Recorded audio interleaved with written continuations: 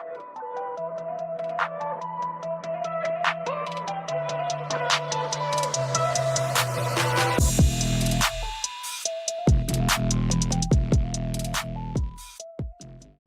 welcome back to Boonhae, Hosinsul, with myself and Megan. We're on Won-Hyo, the fourth pattern in a General Che ITF system. The part we're looking at today is the very first part. We usually start here. This one's high. So when you're high here, this is our first position. This is a good representation of either, let's say you're managing something that, here's a simple one. So let's say someone grabs my collar, right? So here, a lot of times what somebody will do is like go like this, and they'll grab. Now, this is a kind of a representation of holding something together. This isn't a good idea. I'm just saying that a lot of times somebody will freak out and get to this, and they'll hold the hands like that. So practically, you could think of maybe you're in that mindset of, oh no, I'm here. What can I do from here? And then go from that. Okay? But we can go over that another time.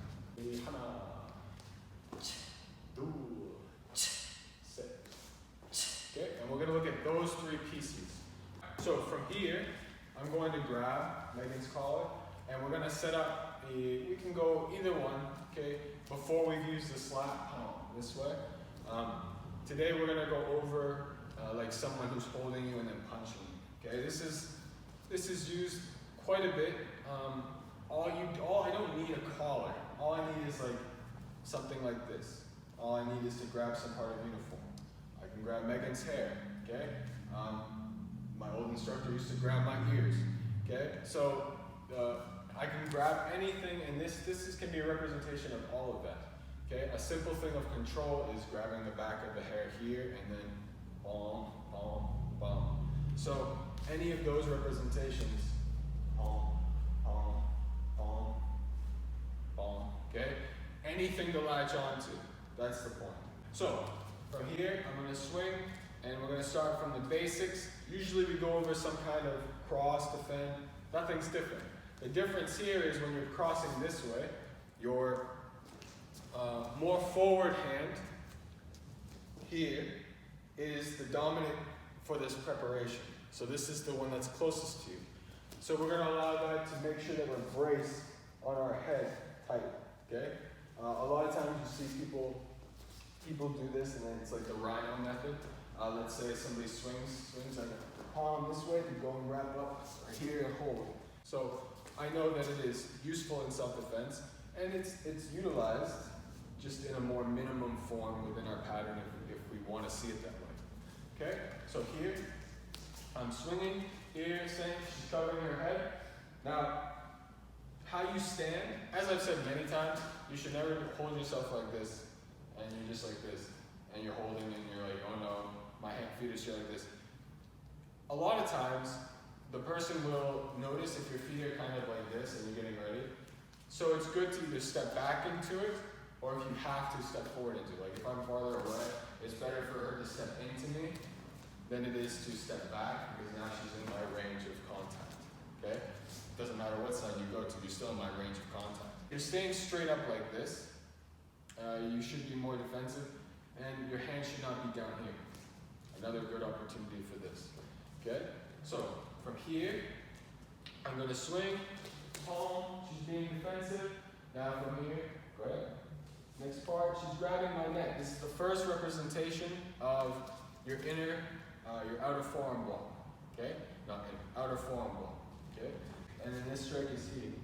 And she's making that shape, the shape for our block, okay? This is when we're using this block here.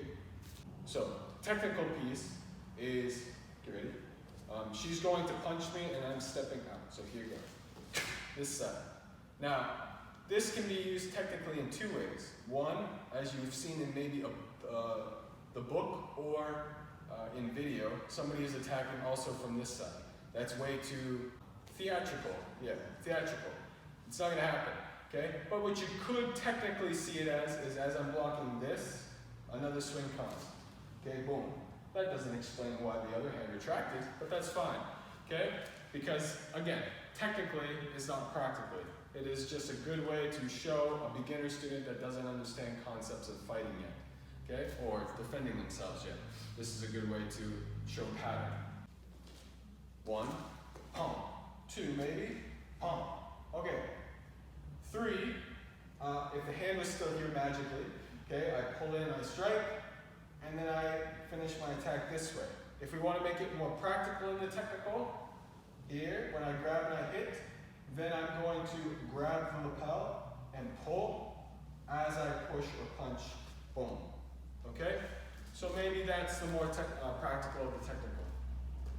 But, now taking away from the technical, 1, 2, and this is our block, and 3 is our strike. Now, if you go back to the pattern, this hand is pulling to the chest, this hand is striking.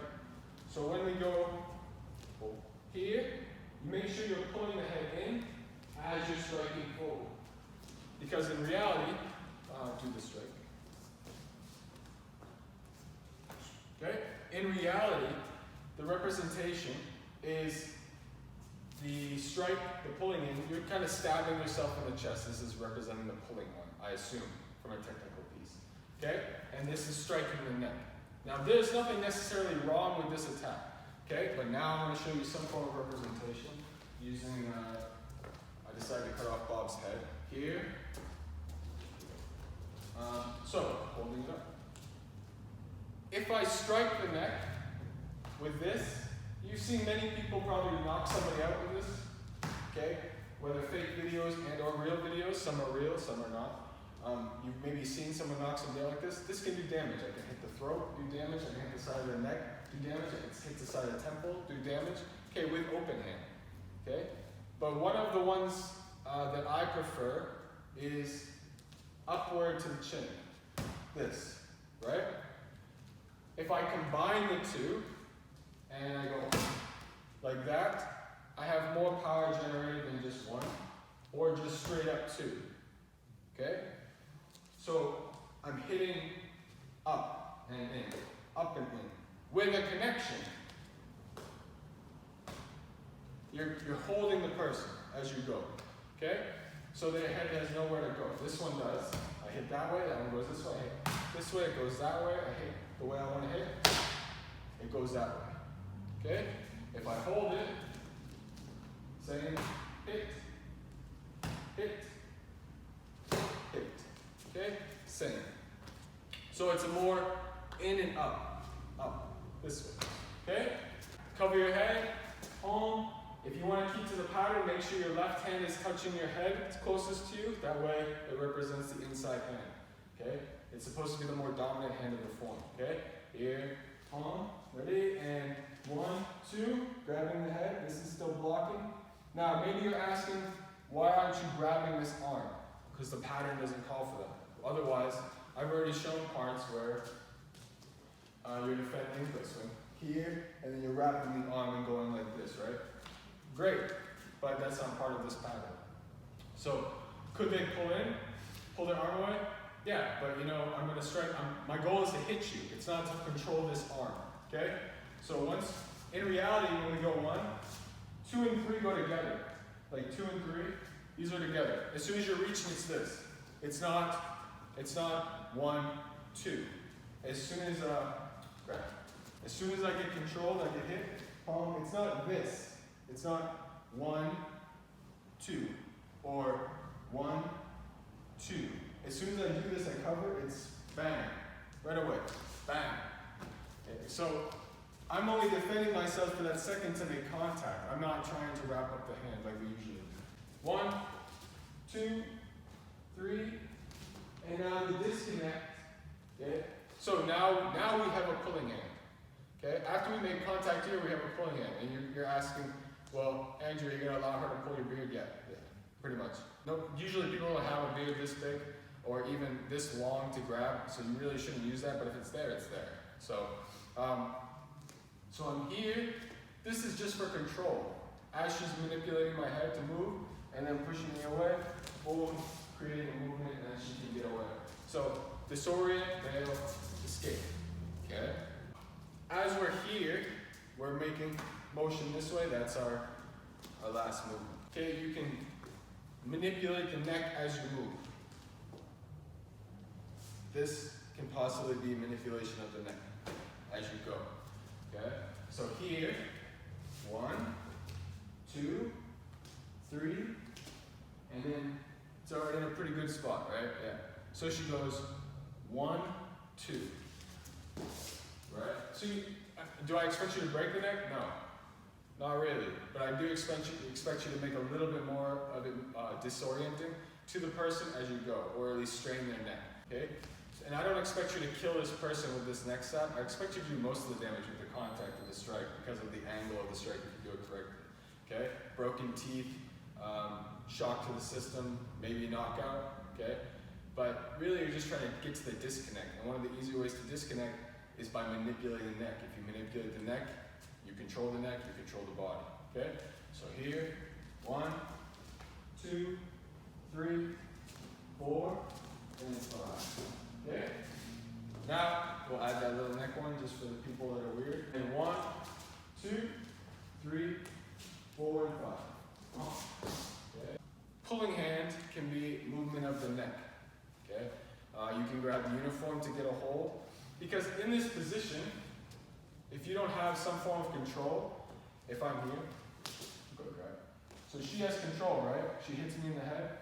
I get disoriented, I hug, and I'm trying to control her. She should be grabbing something, whether it be my face or my hair. This is a good position to now, hold on, come back to my beard. And keep it here, grab my head. This is a good position to now manipulate my neck and my head. Yeah, like that. So, if I'm trying to hug her like this, but she has control, why wouldn't you start to twist things and manipulate to get it off, right? So it's a good representation of when someone tries to control. Does she necessarily need that? No, but if I'm like someone who's really in like a control position, you should find that to manipulate and destroy. So, let's go back to that position real quick, right here, and I'm hugging here, right? Does she need it? Not necessarily, because if she pulls her hand back to my face, this is a 2-on-1, and she should be able to press off my neck and create distance this way. Again, you control the neck, you control the body. So, but why do we do this? Okay, it should be pulling, should be manipulating, rip, pull things. Why do you have fingers if you don't use them? Okay, and they're not just for like stabbing and poking. It's meant to grab and pull things, okay? So do that.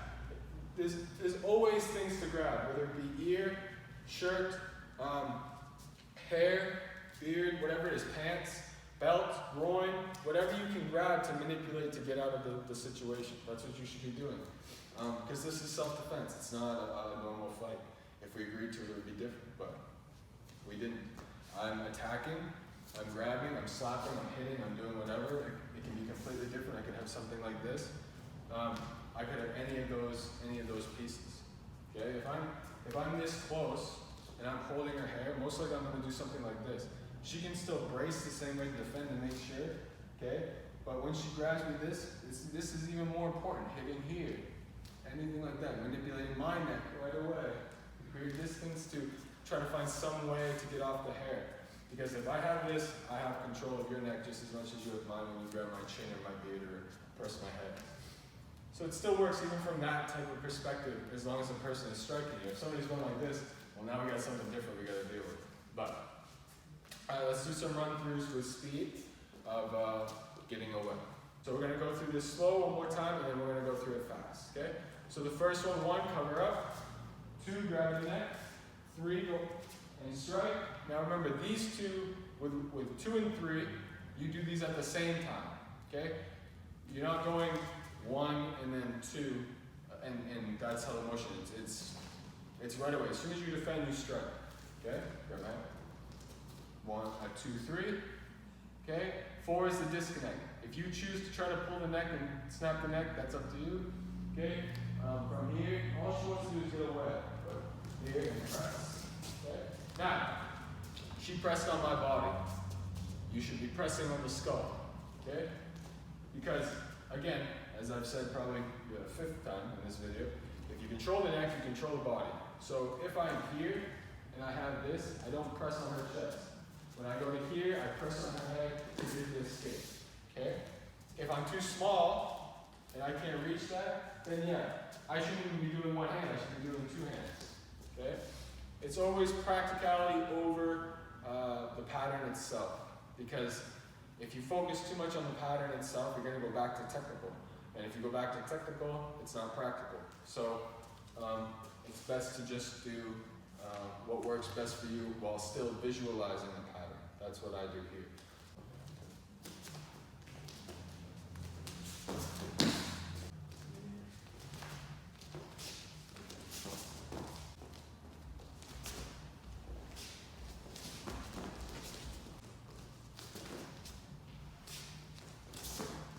So that's the first part of Won-Hyo.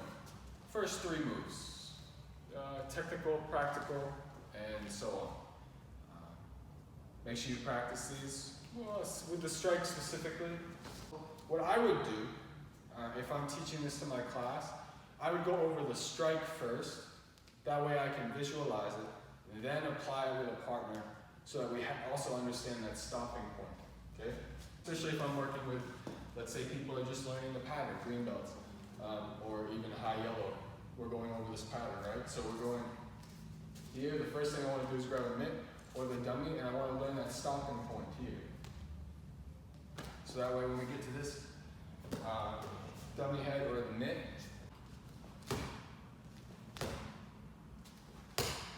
okay? She knows how hard to hit repeatedly and try to find a focus area. This is the first time she's done it. So this will be something that I will be going over with in my class when I get back to it. Okay, here. So again, same thing. We're going over that. Megan holds this or mitt, okay? And I'm aiming for the part on the neck, and I'm also coming up on the jaw. Any part of the jaw I make contact with is great, okay? But I want to hit and go, hit and go. It's not an up, it's not a strike or a cut, it's not that. It's a mixture of both. It's like an axe. That's what I would compare it to, an axe. Although an axe obviously doesn't go upward, but the best way that I'm thinking about it is I'm hitting it with an axe. I can't just go like this and expect to chop through it. And it's not a sword, and it's not a baseball bat. It's an axe. So I'm going cutting up and hitting in. See how these are light. This is first. Okay? Then I want to find that point of stopping. Right? Then I can practice with a partner. But on reality, then we go the same. Don't just stop at that point in reality. This was the first part of Won-Hyo, Hosinsul Boonhae, practical applications for our patterns. And we'll see you on Won-Hyo number 2, where we will discuss either the second half of this one or moving on to the next one, because you could do this from both sides. So you should practice at both sides. That way you have a representation of both sides, unless I come up with another one before 2023. Okay? All right. I'll see you guys in the next one.